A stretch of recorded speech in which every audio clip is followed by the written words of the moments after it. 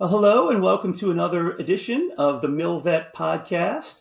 I'm Beau Higgins, your host, and I have the honor to be joined by Kellie Sbrocchi today. For those that don't know about the MilVet is founded and run by Marines, and our main focus in life is to help veterans find jobs primarily in the private equity and venture capital back markets. But more than anything, we like to have interesting guests on our podcast and talk about the military and transition and all kind of different facets of the military. And today, some of the facets we hear about are, I think, a little bit unique and a different story. So, Kellie, welcome to the MilVet.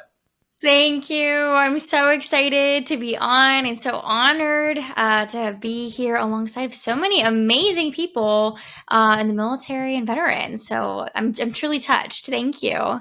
No, great having you, and excited to talk to you some more and share more of your story with our audience. And would love to kind of start at the beginning.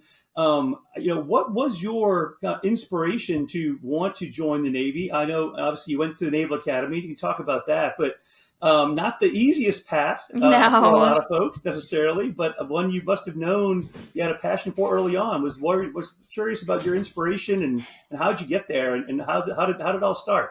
Yeah. It's such a great question. It's always fun to bring it back, especially I just hit my 11-year active duty anniversary. I think it was last Friday. So it's weird to think of being outside of the academy for 11 years now, but going way before that when I was just a little child, 16-year-old, the biggest piece of advice I always give parents and teens is if you're thinking about the military, you're not sold on it, just apply anyways. Like if you're interested in an academy, apply anyways because the process is so long and your mind might be changed by the end of it. And that's exactly what happened to me. So my dad had a 30 plus year career in the Navy. He started from an E1. He retired as an 06. And as one of his three daughters, I was not interested in the Navy whatsoever. Not even a little bit. I watched him put on the uniform every morning my entire life, and I was like, that's so admirable. That's so amazing. But to be honest, I had never even seen a female naval officer. I think almost my entire life. I literally cannot think of a time when I saw a female officer, especially if I had not anyone who looked like me. I've always been into fashion. I've always been highly feminine. I've always been creative. And so him trying to urge me to go to the Naval Academy, I was like, that's great, but there's not a place for someone like me there. And he was very strategic. They sent me to Naval Academy cross country camps from 8th grade to my senior year. Every year I would go, every year I'd roll my eyes and I'd be like, this is great, but it's not for me. And then by the time my junior year of high school rolled around, that's actually when you start applying to the Naval Academy, not as a senior, but as a junior. So he was like, all right, it's time. And I was like, okay, like I'll entertain this for you out of respect for you, but I'm not interested in the Naval Academy. And I was fully convinced I was going to get a running scholarship somewhere else. I was a track and cross country varsity athlete. And so the college trips started kind of rolling in, the visits, the official visits, and the Naval Academy actually extended their offer to have me do an official visit to them for cross country. So it was my very, very, very last visit my senior year. It was November. I think it was October or November. So at this point, I'm a senior in high school and I've gone to all these fun colleges. I visited SEC schools and I was like, oh, that's going to be a good time. But they kind of started blurring together. And then my very last visit to the Naval Academy, I remember just showing up at Annapolis and walking through those like Atlantis pearly gates and just being floored by how different everything was. Everything was just different. The students were different. Like everyone held their shoulders back. They stood a little bit taller. They had so much respect for each other, but also sitting in classes with them. And not only were they learning physics and chemistry, and it was very overwhelming, the academia, but they were so respectful to their professors and they were so studious and they prioritized their schedule so well. And they were also so passionate about leaving and graduating as an officer and making a difference. And that's really what compelled me. And so that evening, I had a conversation with the captain of the track team, and I was like, what did it? And she was this beautiful blonde athlete who wanted to go Marine Corps. And she said, I was between going to Penn or the Naval Academy for track. And I just looked back on my life and wondered, 4 years from now, will I think, what if? Like, what if I'd gone to the Naval Academy? What if I had become an officer? And I just knew I had to. And I literally I just sat there in this restaurant in downtown Annapolis, and I was like, crap, I have to go to the Naval Academy now. I was literally just blown away by how different it was. And I knew personally it was the more challenging thing to do. If I could go into the Naval Academy, graduate from the Naval Academy, lead sailors, if I got it through all of that, like, what else could I do? And I knew I had to go. And I would always look back on my life and wonder what if. And so I have never looked back since. It was the best decision of my entire life. And I was completely correct. There was not people who looked like me, acted like me.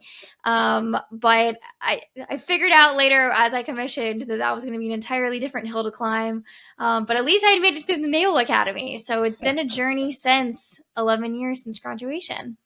That's awesome. And a great story too. Again, you never know how it's all going to start and how it's going to end up and where the road will take you, right? A path you have you no never idea. thought you might take. Now, did your sisters go too? Did any of your sisters end up going as well? Yeah, so my middle sister went to the Naval Academy, and similarly, she was not interested. So we have very different paths. As soon as she could exit the Navy, she was like, thanks for having me. Goodbye. And my oldest sister, she was enlisted actually in the Navy. But for me, it's been such a journey of not only just tenacity, but selflessness and how you can serve others and putting myself in uncomfortable positions. And then when I do, I end up liking it and learning something and growing from it. And it's just this challenge every year. And so I kind of like to say, I stole this term from a mentor of mine, but I'm on lease with the Navy, because every year I assess, like, okay, like, am I signing another year lease with the Navy? Like, how is this going? And I check in with myself. And even though some years are harder than others, I still walk away and I'm like, what a cool place to be. This team is insanely amazing, and I'm so honored to be a part of it.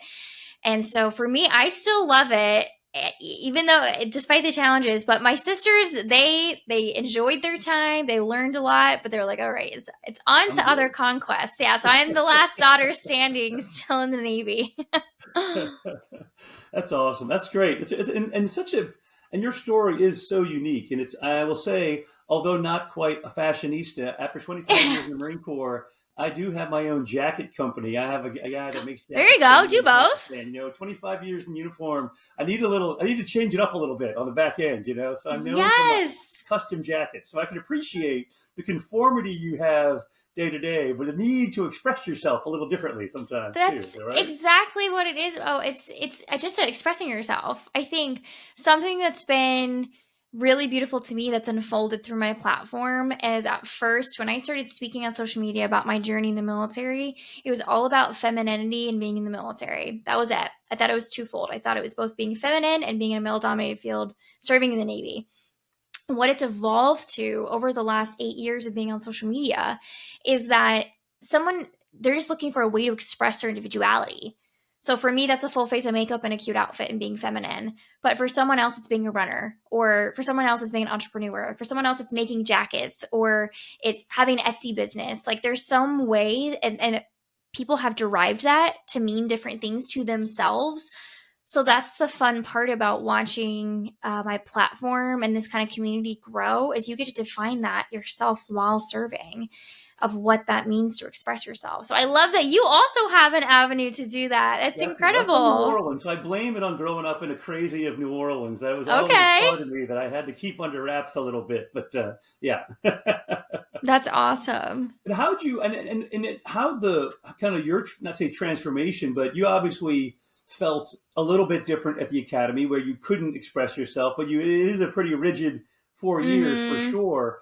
How did you start to kind of grow your brand? You talked about it a little bit. It was started off more just having a feminine side to show that Mm-hmm. piece that you can do both, but like it's grown exponentially over time. Like how'd you just felt something inside of you wanted to share? I mean, kind of how did that, get to where it is today? I'm sure it wasn't a straight line. It never is. I'm just curious how No, that kind of all happened. Yeah. I think the most beautiful things in life happen by accident. And I'm a woman of faith, so there's always a plan, there's always a purpose, but for me, they happen by accident.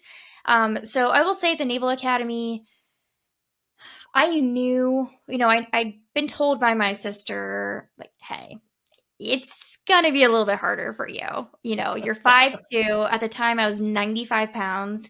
And she's like, you're girly, you're bubbly, you have a fun personality, you're going to be a target. And so just be competent, be smart, be athletic, like show up, be your best self, be the all-star that you are. And so that was amazing young mentorship from, a youngster at the Naval Academy to me, 17 years old at the time. I knew going into it was going to be a challenge, and she was right. So I showed up with a mission. Plebe summer, luckily, you don't wear makeup. When you're going through like your version of boot camp, it's just you, your drive, your voice, and your athleticism. And so she was like, be the loudest person, even though you're so small. And I was. And my company didn't know I was recruited for track. So I think they had kind of already decided that I was going to be some weak female. And then when we took our PT test on the third day, I outran almost every boy in my company. And so they were like, huh. And so that athleticism is definitely important at the academy. Like be a female that can hold their own. But yeah, I proved myself early on. And so when it came time for the academic year and I started wearing makeup, people were like, okay, she wears makeup, but like we respect her. She works hard, she shows up, she does her best. It wasn't until I was a second class, which is a junior at the Naval Academy, you can start wearing civilian attire. So I started being my fashionable self. And that really showcased how people can have bias about the way that you look. So it transformed from, I don't think they do it at the academy anymore, but you used to rank each other. You had like a peer rating every semester, and then your upperclassmen would also rank you. And it just blows my mind that that's a thing. So whenever I was a freshman and a sophomore, a plebe and a youngster, I was always ranked in, honestly, I was ranked in like the top 5 of my company. And they were like, Kellie Hall, she's a rock star. She shows up, she works hard, great. But what shifted when I could wear civilian clothes, I kid you not, the feedback, anonymous feedback I got, by the time I graduated, I got 24 comments that said I was vain. And I had dropped into the teens and the 20s for my ranking. And the only thing that had changed about myself was the way that I dressed. That was it. If anything, by that point, I was taking on more leadership roles. I was in the brigade staff when I was a senior. So I was the brigade public affairs officer. I was a striper. I was an athlete. I was an academic, all of those things. And so it just kind of early on planted a seed that I was going to have to continue proving myself, but also be confident in my path, in my why. And I was like, I can't put the toothpaste back in the tube. I'm an ultra feminine, outgoing person, and you will learn that I work hard. And so when I got out to the fleet, it was the same way. I didn't change anything about the way that I looked or presented myself. I just showed up with a lot of enthusiasm and willingness to learn, asking my chief questions. And every single tour, I would get feedback of, hey, didn't really know what to think about you at first because they were judging me by my appearance. But then we saw how much you cared. And so that was the theme. My first couple tours was like, just keep being myself, show that I care, be authentic to me, and it will translate well with the people that you lead. So fast forward, I became a human resources officer as a lieutenant junior grade, so very early in my career, and I was sent to Columbus, Ohio.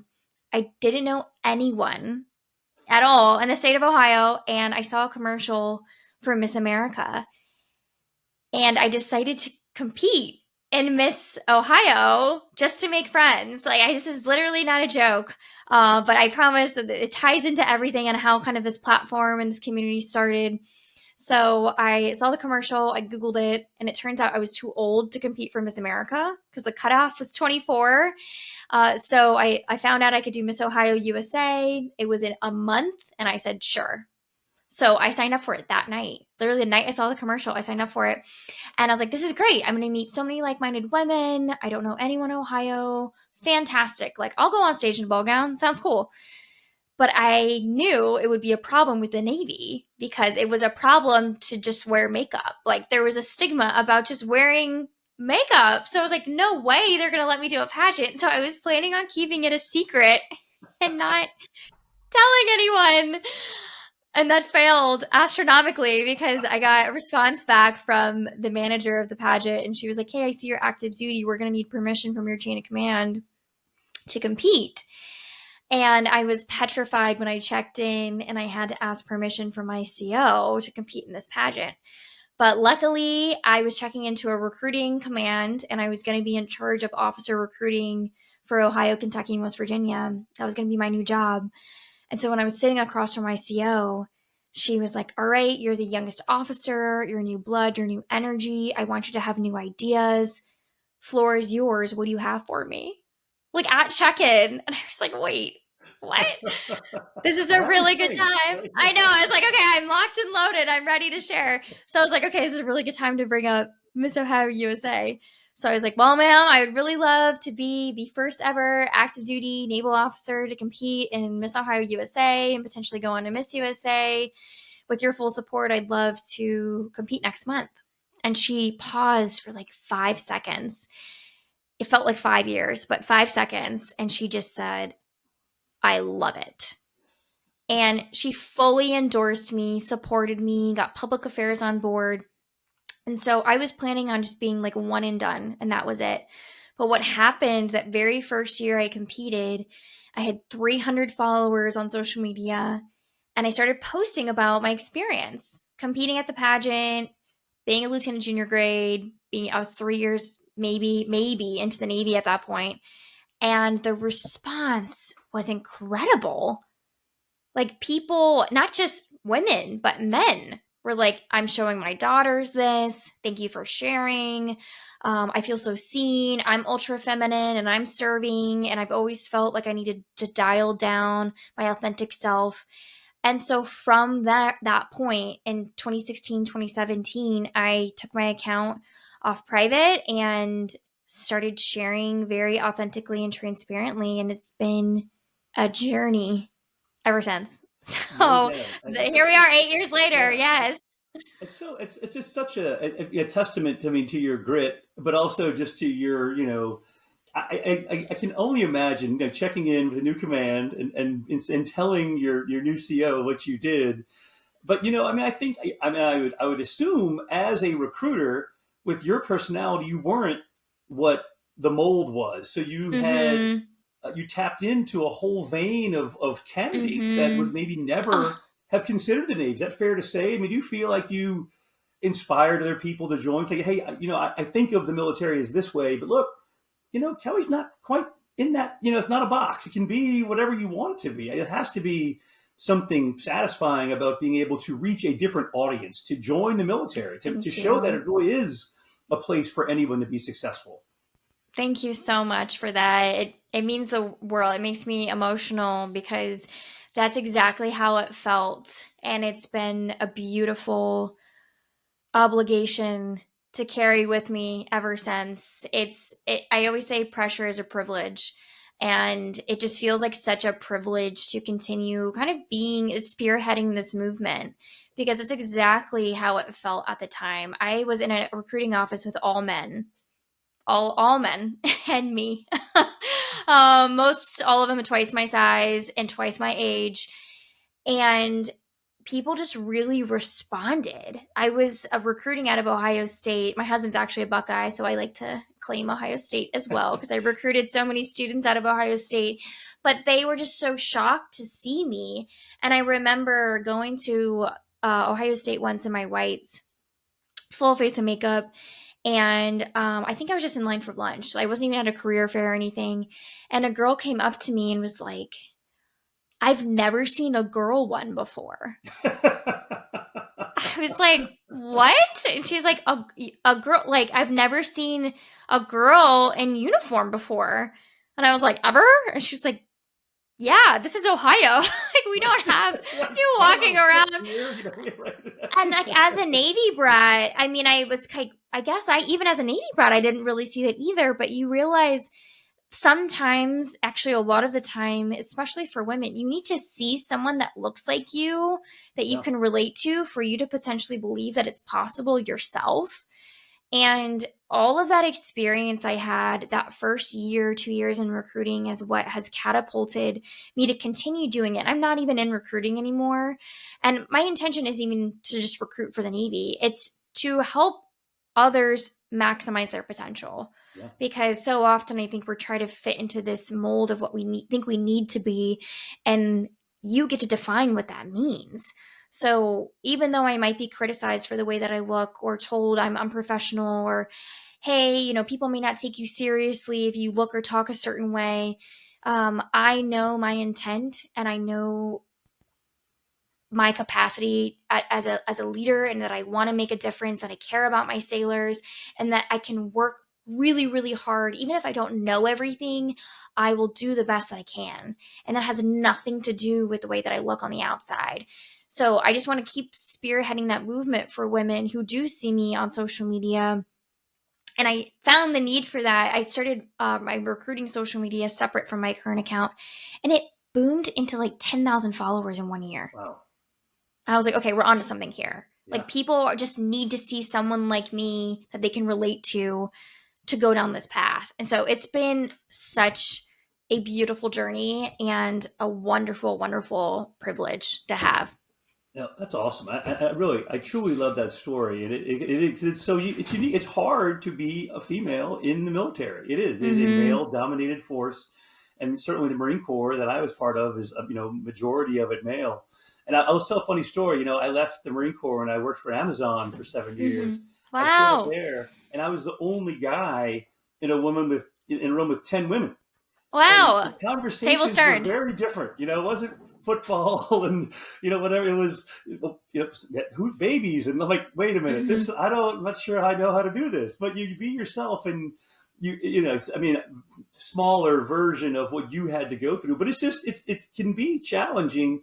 But you find if you're true to yourself and you work hard, and and you're passionate about, when you're good at what you do, you're gonna be fine, right? Don't let the audience define you. You define yourself, and I think you prove that in spades, obviously, in that role, and decide to stay in. I think the easy answer would have been to get out after your commitment, but obviously you have been able to combine what has to be a hard, double life almost. You feel like it is a double life. What is that like? Yeah, I like to call myself Hannah Montana of the U.S. Navy, because I can flip so quickly. It does feel like two careers, which is weird to say because one of them I'm not monetizing from, but it can be taken seriously as a career.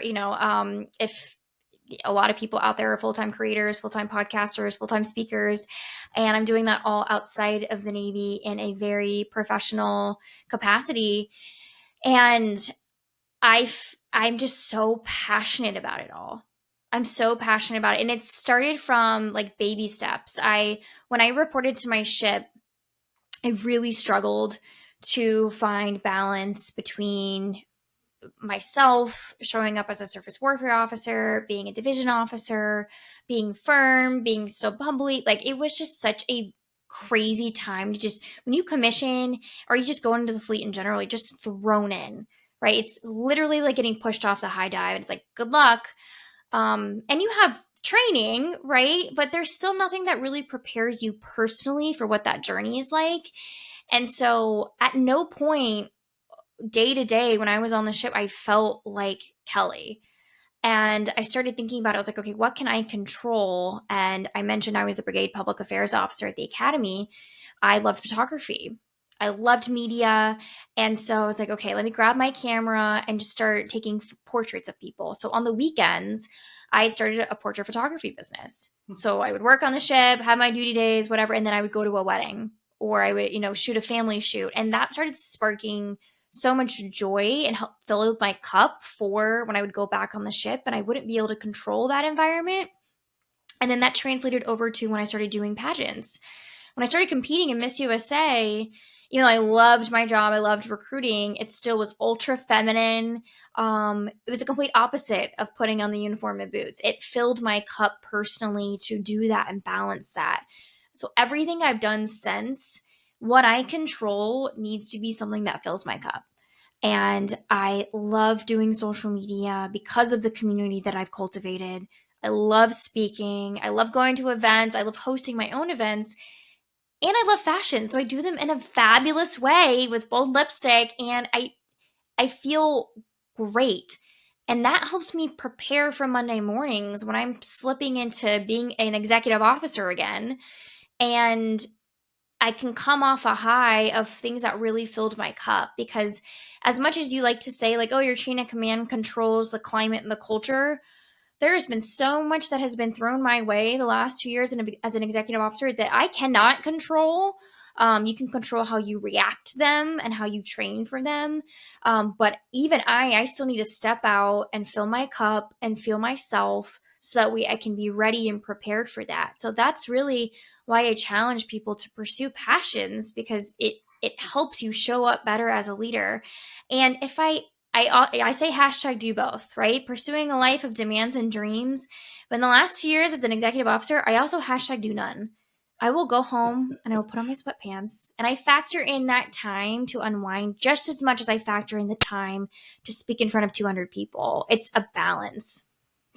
It's great stuff. I mean, you obviously already have that entrepreneurial, bent to you and focus and passion. And, in the space we are in the MilVet, we're often talking in the private equity and venture capital space, and it's founders of companies, and it's folks that just had an idea or a passion, and maybe people thought they were crazy. And maybe they're the only person that believed in themselves, but you have to believe in yourself first, right? You can, and it takes laser focus to do those kind of things. So pretty impressive, not only to be doing, to have the Navy piece of it, where you're certainly giving back and filling part of your cup. You can't fill the whole thing without both pieces, it sounds like these days, which is great that you're able to make that balance. But I'm sure it does, as I said, fill your days up pretty quickly to try to do both and to find the time to reset and just like, okay, I just need a little time away from everything for a little while. Do none. For sure. Yeah. Right. But I will say, though, my background in the military has translated to the ability to balance both. I remember being on the ship and we would have, biweekly meetings. It would be a calendar sync, for training and underways and everything for up to 6 months and then 3 months. And then when I was a flag aide, my admiral did the exact same thing. We would do it. I was in charge of the calendar sync for the staff, and it would be 3 months out. I personally do that. I always look 3 months out and I work backward. So 3 months out, I go, okay, in July, I would like to be hosting my next women's event. So that means by May, by April, I need to start reaching out to businesses that might want to work with me. And then, my goal for the fall is to do more speaking engagements. So by the spring, by early summer, I need to start connecting with other speakers in the area, or, people who want me to travel to see them. I have to get permission from my chain of command. Okay. That needs to be done 2 months, 3 months out to make sure I'm actually available. I'm speaking in Nashville in October. I already got that approved by my chain of command, because I'm like, I need to make sure that I'm free, but also this does not impact operations. So like, who's going to fill in for me if I'm not here for 2 days? It's so much coordination. And I think people are like, oh, I want to do both, but like, I just can't. You can. You just have to forward think all the time, and constant communication with your partner Or for me, with my commanding officer, I've always been lockstep with my chain of command. So that way they're well aware of what I'm doing. And I show up and I flip the switch. I'm full on executive officer, Lieutenant Commander Kellie Sbrocchi. And then when I hang up the uniform and I'm on the train ride home, I slip into content creator, speaker, entrepreneurial mode. But there's a time and place, but it's such a dance. And I think it's the military background that helps you manage all of it, because we have to manage so much as, both officers and enlisted. You're just told to manage it all. I think that's the thing that that I talk to, what differentiates a veteran candidate when we're looking at trying to bring veterans into some of these jobs, is that it's that comfort and chaos, right? We're always thrown in things where there's no script, there's no, it's just like, go figure it out, right? There's a lot of just go figure it out. And you get good at just going to figure it out. And because you've done so many reps and sets at going to figure it out, you're not afraid of it. You just attack it because it's not going to figure it out on its own. That you have to take the lead. You have to be the leader. You have to be able to, have the grit to work through it. Because there's going to be times, again, when there's no roadmap, again, you don't know where the path leads. And you're the one that's kind of breaking through those barriers every day to get to where you want to go. And I think when you combine that piece of it, that leadership, that ability to work in chaos with, an MBA or with the experience you have, that just sets veterans apart from the non-veteran candidates that we look at a lot of times. And again, you're a great example of being able to do that and work through that chaos. And you've been able to translate that already into a side hustle, but a second, the Hannah Montana piece of it right now. That's why I just started saying career, because I'm like, it's basically a career. I'm just not getting paid. Yeah, right. Yeah, maybe someday I'll formalize it all into a business. But I love how you said comfort in chaos. Yes. I love that. That's so true. I think that's also something that separates members of the military and veterans from our civilian counterparts, because the love of my life as a civilian, he works in corporate America. And the way that we handle stress is so different. And the way that we handle difficult challenges, conversations, things like that. Like I am okay with being uncomfortable and figuring it out, and not like taking a deep breath and being like, okay, what do I need to assess first? How do I need to handle this first? And taking it very systematically. And he'll be like, oh my God, I don't know where to start. Yeah. And it's like that. And honestly, the Naval Academy, from the time you get there, you arrive as a plebe, they teach you Message to Garcia, the book.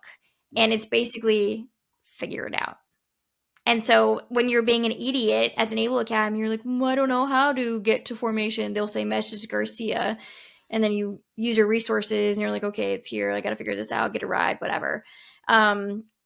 It's frustrating for me. I'm going on a little bit of a tangent here, but as an aside, I've learned as a leader to meet people where they're at, because I work with both military and civilians now.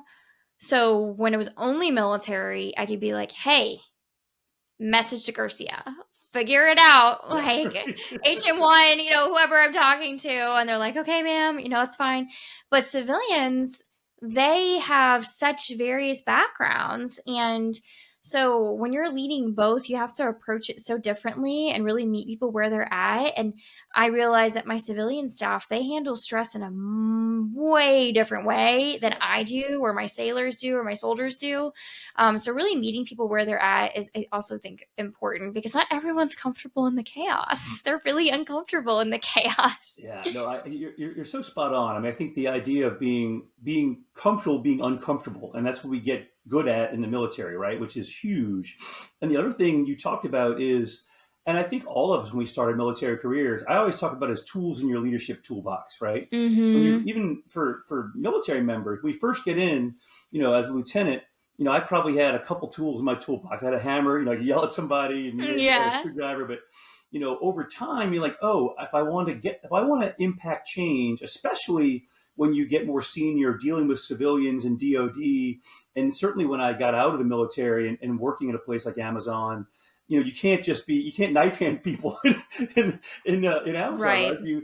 Everyone has a different tool you need to utilize to Mm-hmm. maximize their potential, so you as a leader are constantly adding a little bit of a tool here, a little bit of a tool there, to where you have that ability to get the outcome you need and facilitate your people being successful. But it Right. can't just be the same leadership style. It just doesn't work. I mean, I think that's what you're It seeing, doesn't. because you're doing it Yeah. now, obviously in the military still and learning, but also on the civilian side.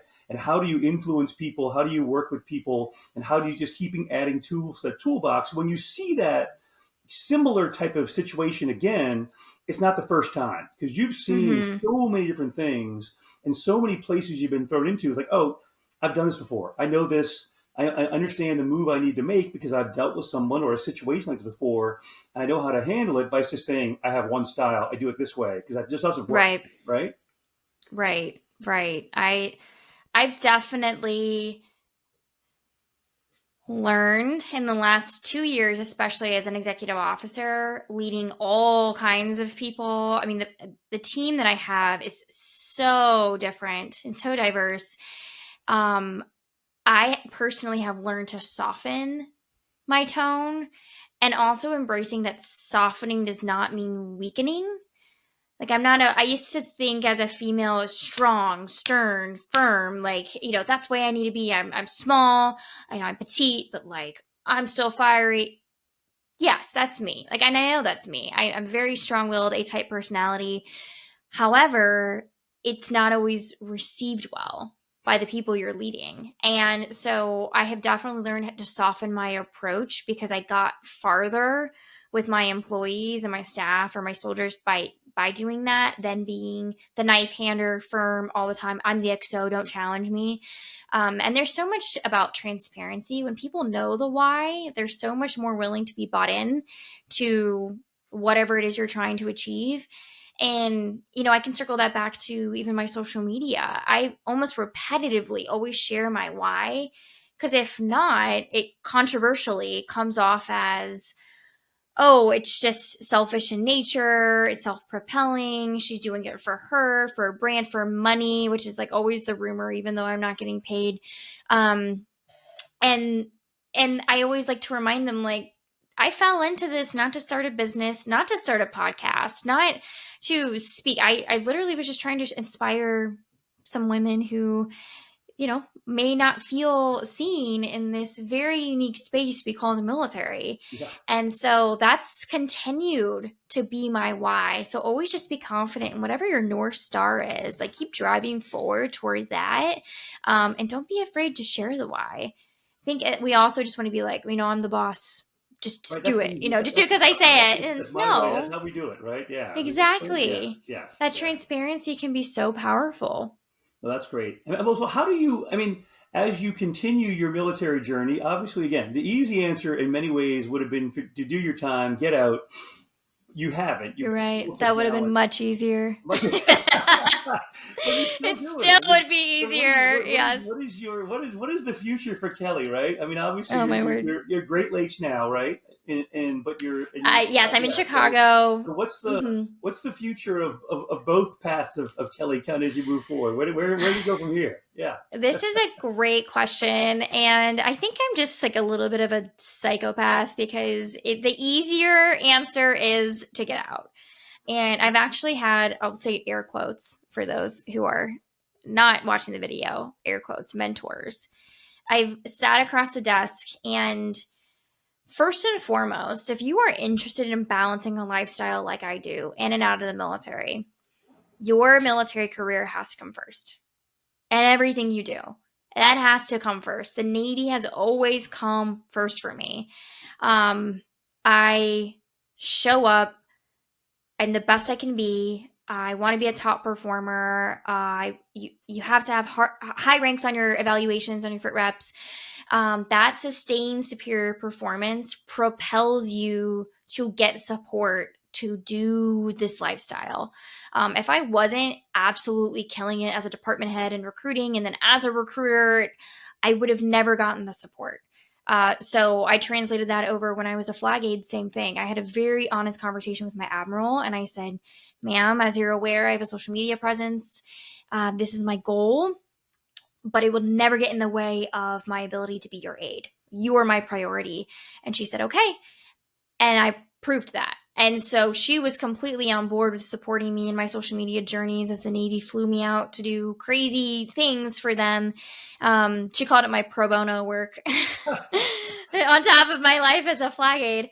But it was showing up and having that sustained superior performance in your role. And then that next piece is the communication with your chain of command. So even when I checked in as an executive officer, I was like, ma'am, I do have a social media presence, and the Navy does utilize me for projects here and there. I was like, but my goal is here as the executive officer. This will always be first. And so even mentally, I give myself like 6 months before I entertain trips or alternate things or leave or whatever it is. I want to prove myself as that person. So with that, the sustained superior performance and then the approval from your chain of command and that communication comes the balance. And I have to admit, I have fallen in love truly with being a leader in the Navy. I love it. And I wish sometimes I could turn the spigot off and walk away and go do the easier thing, which is podcasting and social media and influencing and throwing events, like running my own business, being my own boss. Like that sounds so great. You don't have to report anywhere at 7 a.m. in your uniform, with boots and slick my hair back. But I've been entertaining the idea of whether or not I want to go reserves. Do I want to get out? I'm at 11 years active duty. And it really makes me nauseous thinking about not being able to serve anymore, because I'm so in love, even as hard as it can be, with making a difference. How many people get to say they get to do this job? That's the thing. Is like, I don't show up to work thinking, oh, this is something I have to do. I think I get to do this. Like, I get to be an executive officer to the staff. I get to be a lieutenant commander in the Navy. I get to inspire people online and in person. Like, what? And you get the little wins along the way of people who tell you that, like, I stayed in because of you, or I want to work here because of you. It's funny. Just today, I had an employee pull me aside and say, hey, ma'am, do you mind if we just do a quick mentoring session? I just really need some guidance from you. And I told my husband, I was like, that was a win. Huge win. Like, they want to talk to me. Yay. So I would love to keep moving forward. And as I mentioned at the beginning, you can't put the toothpaste back in the tube. Like, I have established myself as a social media content creator, social media personality. I love doing it. I'm creative. I'm a photographer. I'm a videographer. I'm a model. I'm all those things. And I'm also a writer. And it's just such a beautiful outlet for me to have. And it's actually, even though I have some critics, it's way more positive than it is negative. And so it's such a beautiful privilege to have this community. So what's next for me? I'm actually in the middle of deciding orders, and my husband and I are we're trying to, we want to stay active duty and we want to keep moving forward. And so, yeah, that's the update. We actually have, fun fact, we have a big date night tomorrow where we're going to pull out a whiteboard and map out all of the options and see what the path, what works best for us. And we're going to try to keep going because I truly love being a naval officer.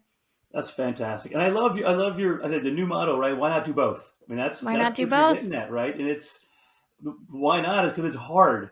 But I think you can do both. It's almost really, you can do both is really what you have proven. And it's amazing. And again, I can only imagine, and you'll see it. I mean, I still get Marines reach out to me to this day that have gotten out or just getting out. We run into and say, sir, remember the time and sometimes I've forgotten the words you said or the thing you did for them. You're making an impact every day and you don't even know it in so many ways, right? You know some of them, you remember some of them, but it happens every day in some way, right? Just by being, and for you in particular, I think just being an example for others to emulate, because there's not a lot of females, that are doing what you're doing, and to be that example for others and to fight through the adversity that I know you've had to fight through is pretty awesome. So good on you for that. Good on you for being able to do both. And I'm excited to hear how the whiteboard session turns out. Me too. Yeah, I'm sure you do too. I have to get you back on in a few months and see where it leads. Well, as we wrap up, and what anything you would like to share with the audience on kind of just your journey, or things you want to share about just to the listeners out there. Oh, thank you so much for your kind words. I just feel, like I said, I think just approaching it from a mindset of, you get to do something, you don't have to do something.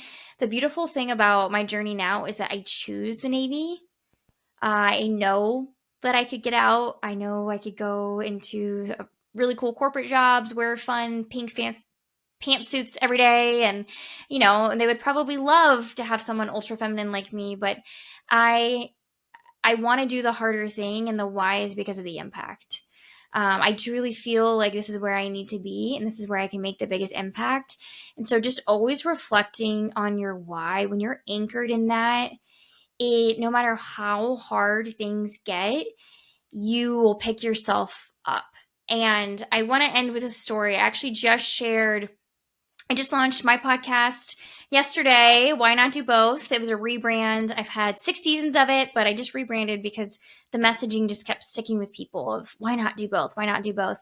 And I shared on my podcast pretty much the hardest professional and personal adversity I've ever had to face, which was my promotion to lieutenant commander was delayed because of an anonymous complaint filed by an online troll who wanted to prevent me from promoting because of my social media presence. And I am no stranger to these complaints. I actually have a binder full of them. They happen like every year. But again, I know my why. I know all the policies. I know the rules. I have clear communication with my chain of command. So when these complaints come through, they're like, okay, we'll work through it. We'll figure it out. But it's always that it's one perception. People do not believe what I'm doing is possible or ethical. And so I ensure that it is possible and ethical. But also that's for some people, it activates them. They don't want to believe that it's possible to have both a life in the Navy and outside of the Navy. They're told, like I was, that you have your job in the Navy, you focus on that, and then you wait until you get out to pursue things. I was told this at the academy. I was told this my first year in the Navy. Just wait until you get out, then do photography, then pursue this. And I said to myself, why not do both? As an ensign, I was saying why not do both? And so, anyways, fast forward to my promotion being held up. That was absolutely devastating for me because I was handed this paperwork a week before I was supposed to promote. Oh. I had my ceremony planned and my family flying in, and for some reason, the notification came a week before, and it was like, bad news, your promotion has been delayed because of this complaint. And it was closed within 13 days with nothing adverse, wasn't worried about it, but it still held up my promotion nearly 7 months because I had to get approved all the way back up to Secretary of the Navy. And knowing my entire staff knew I was going to get promoted. I mean, social media knew I was getting promoted, but personally, I earned it. I earned that promotion. People see your life on social media, but they don't see your fit reps. They don't see how hard you're working. They don't see you at work. And so I was so professionally humiliated by that. And of course, mentors were like, just stop doing the social media. Just stop doing it. Maybe this is it. And I was like, I can't stop. I'm not doing anything wrong. I know the rules and the regulations, but I also know the impact I'm making virtually to people I've never met before or seen before or talked to. But when they see me, they see someone who is finding a balance between a life of dreams and demands and choosing to do both. And that inspires them to want to continue their service too, instead of having to choose. So making it through that and promoting was a huge barrier to come across, but it actually helped me feel much more anchored in my why, because it's like, okay, I made it through that. I feel like I can make it through anything at this point, and they can't stop me because they're going to try to, but you just have to get up more times and they knock you down. So hopefully, if there's anyone out there that's afraid of the criticism or the way they might be perceived, just keep working hard, find a balance, communicate, and just know that you can do both. It's possible. I love it. That is a great inspirational note. I think it's something that, to be honest, as a person that talks to a lot of transitioning military members that do become institutionalized and don't have an outside life, they have a Mm, harder time transitioning because they've lost the contact with the real mm, world. I make the analogy like the Shawshank Redemption, right? When you become institutionalized, it's hard to leave the confines of the institution.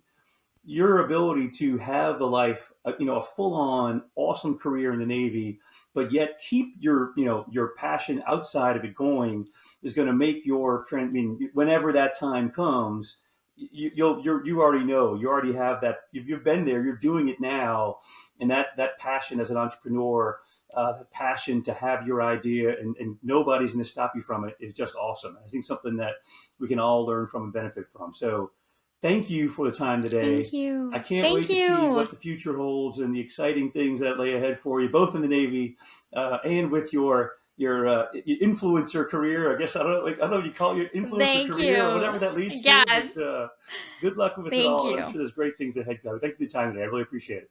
I appreciate it. Thank you so much for what you're doing and what you're pouring into others and sharing stories. It's impacting a lot of people, and what you're doing is important as well. So thank you, and thank you for having me. Sounds great. Appreciate it. Out here.